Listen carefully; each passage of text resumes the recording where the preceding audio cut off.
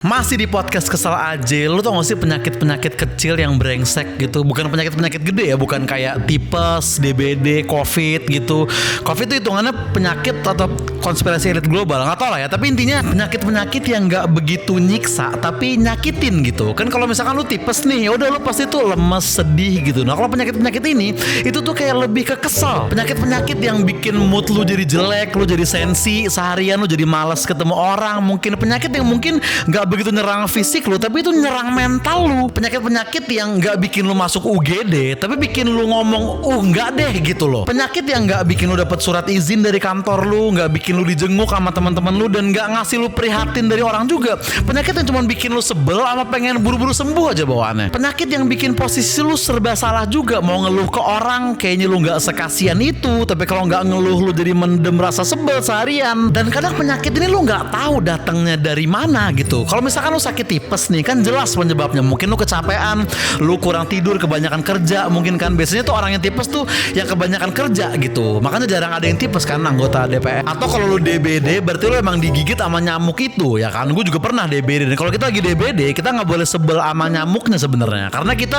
bunuh nyamuk tuh udah banyak seumur hidup kita. Jadi wajar ya kalau mereka mau balas dendam dikit, mungkin wajar. Atau lu flu misalkan, mungkin lu habis kehujanan atau AC kamar lu kelewat dingin, atau lu biasanya tinggal di tempat yang panas, tahu-tahu lu liburan ke kutub utara misalkan, wajar lu flu. Penyebabnya tuh jelas gitu. Nah tapi kalau penyakit-penyakit kecil ini nih, penyebabnya tuh entah dari mana, tiba-tiba datang aja dia dari antah berantah gitu. Langsung aja ya, contoh penyakit nyebelin yang pertama, sariawan. Ini brengsek banget penyakit ini, sumpah dah, gue benci banget dari dulu. Kalau sariawan ini bentuknya manusia, sumpah gue pengen ajakin ribut di Beyond Combat. Asli gak enak banget sariawan, ngobrol jadi takut, makan jadi takut, ketawa aja tuh jadi takut, makan tuh jadi repot gitu. Misalkan lu sariawan di kanan nih, lu nyendok makanan langsung lu geser ke kiri semua pakai lidah lu tuh, dan lu sepanjang makan lu ngunyah cuma di kiri doang, seakan-akan kayak mulut lu tuh kidal gitu. Sikat gigi aja jadi harus penuh strategi gitu. Biasanya lu kan biasa aja, lu sikat aja semua gigi sambil bengong juga aman aja kan. Kalau lagi sariawan lu jadi harus fokus. Lu mulai dari daerah yang jauh dari zona sariawan lu, pelan-pelan mulai lu berani ke daerah yang deket sariawan lu, sampai akhirnya lu pasrah dan lu gak sikat gigi lu yang deket sama bagian sariawan lu. Dan ukurannya tuh kecil banget, kecil putih kayak nasi yang lu potong setengah gitu, kecil banget, tapi dampaknya ke mental lu tuh gede. Kok bisa gitu sih? Logikanya di mana itu coba? Dan kalau misalnya nih kita lagi makan dalam keadaan sehat gitu, tahu-tahu kegigit lidah kita atau bagian dalam mulut kita, abis itu jadi sariawan besoknya, oke lah, penyebabnya jelas gitu, ada sebab akibatnya. Tapi kadang kita nggak ngapa-ngapain nih, nggak kegigit, nggak ada masalah apa-apa, tahu-tahu muncul aja dia. Kenapa? Datang dari mana lu? Gue makan normal, dan gue nggak makan makanan yang nggak jelas juga. Gue nggak makan tikus, gue nggak makan sampah, gue nggak makan makanan MBG. Kenapa lu tahu-tahu muncul di dalam kenyamanan mulut gue ini? Kenapa? Dan obat sariawan ini ya, oke, ada yang kumur-kumur, emang lu minum, lu kumur-kumur terus lu buang lagi, itu agak perih dikit tapi masih oke lah. Tapi itu bukan obat sariawan yang paling ampuh kan. Yang lebih ampuh itu yang salep, yang harus lu ambil terus harus lu olesin persis di tempat sariawannya. Ini menurut gue obat yang sangat maco dan sangat metal banget gitu, karena lu harus olesin persis di tempat sariawannya. Lo bayangin, titik sariawannya tuh kena bubur ayam aja tuh perih gitu, kena kuah anget dikit aja sakit. Tiba-tiba lu harus olesin salep dengan tekstur yang kental dan padat, harus lu olesin di situ. Segitunya tantangan yang harus lu lewatin untuk bisa sembuh dari sariawan. Gila nggak? Itu rasanya kayak bibir lu tuh disundut rokok, kayak mulut lu tuh diolesin sambal ayam geprek level 1000 gitu rasanya. Tapi itu obat padahal, aneh nggak? Kayak ibaratnya ada kebakaran nih, tapi buat madamin itu nggak bisa langsung pakai air, harus pakai bensin dulu gitu, ibaratnya gitu kan. Tapi emang kenyataannya ampuh, mantep nih obat nih. Biasanya langsung mendingan habis kita olesin salep. Kalau ada ilmuwan jenius nih yang bisa nemuin obat kapsul yang sekali kita minum sariawan langsung hilang gitu, gue mau beli itu obat, kalaupun harganya 10 kali lipat harga salep tadi, mau gue beli obat itu. Tolonglah Elon Musk atau Bill Gates, tolong bayar saintis-saintis jenius di dunia ini buat bikin obat ini, tolong, please banget. Lu udah pada bisa ngirim robot ke Mars, udah pada bisa bikin AI yang jadi bentuk robot bisa gerak, tapi masa lu nggak pengen sih bikin obat yang bisa bikin orang sembuh sariawan dalam sekejap? Masa nggak pengen? Dan sariawannya penyakit kecil kan, nggak ada kan PNS bisa izin gak masuk dengan alasan sariawan. Nggak ada temen lu yang ngirim hampers buah-buahan ke rumah lu gara-gara lu sariawan, nggak ada. Bahkan kalau lu kelihatan di tongkrongan lagi kayak begitu-begitu, paling orang juga cuma nanya, sariawan bro? Iya nih. Oh udah segitu doang.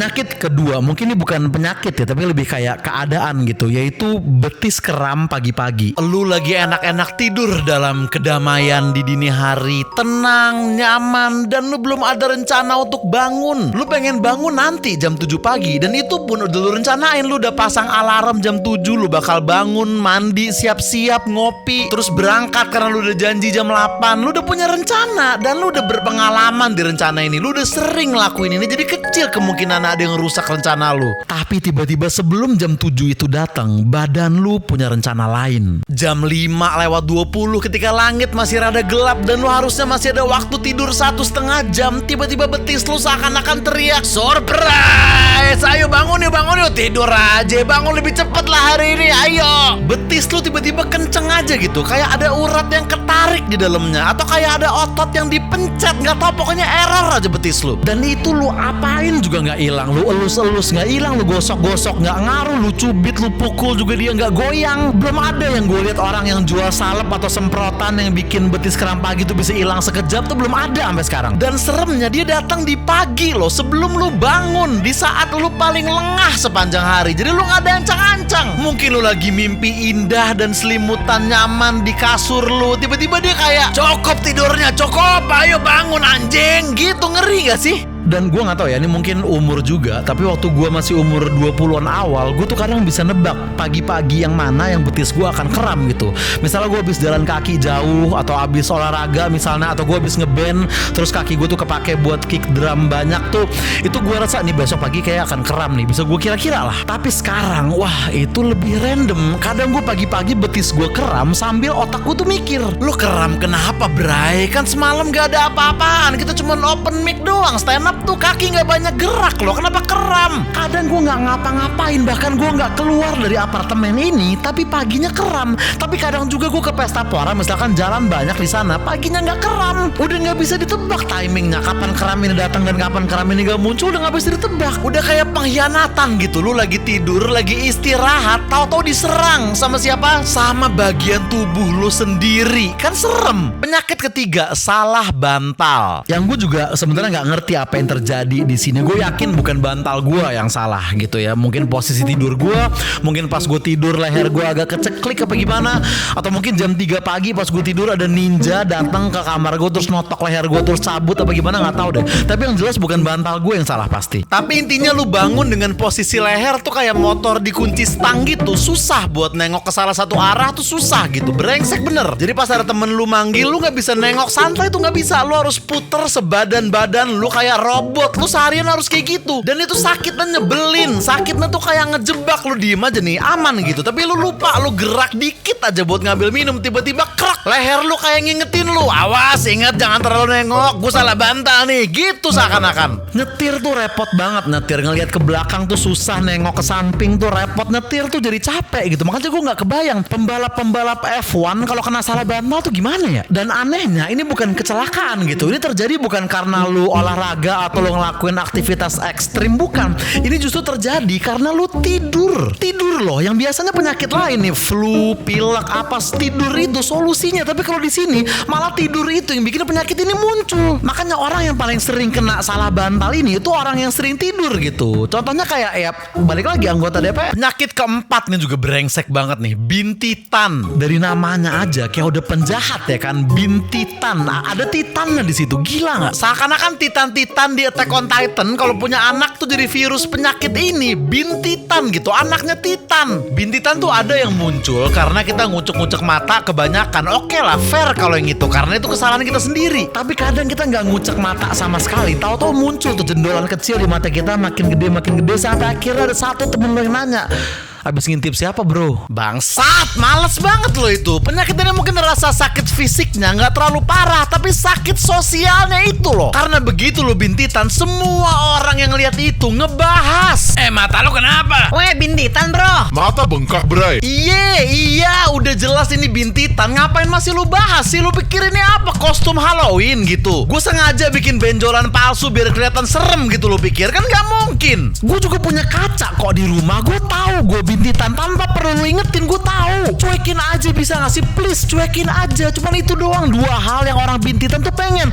Sembuh sama bintitannya jangan dibahas. Itu doang. Dan siapa sih orang brengsek pertama yang bikin mitos kalau orang bintitan tuh berarti habis ngintip? Siapa orang sialan itu? Brengsek loh. Masalahnya nggak adil gitu loh. Kenapa? Seakan-akan tuh kalau orang habis ngintip yang bengkak matanya, tapi kalau orang habis korupsi yang bengkak malah rekening. Oke, itu aja penyakit-penyakit yang bikin sebel. Walaupun gue tahu pasti masih banyak penyakit yang belum gue bahas ya, kayak misalnya bisul atau hidung mampet atau bibir pecah-pecah gitu. Tapi ini gue fokus ke 4 yang paling bikin gue sebel aja. Gue harap kita semua aman terus dari penyakit-penyakit ini. Dan kalau lu lagi ngalamin penyakit ini, semoga lu lekas sembuh dan semoga teknologi buruan cepetin nemuin obat yang ampuh buat penyakit-penyakit ini. Kalau ada penyakit lain yang belum gue bahas, tulis di kolom komentar. Apakah jangan di kolom komentar deh, tulis di Halodoc aja langsung biar langsung dikirimin obatnya ke lu.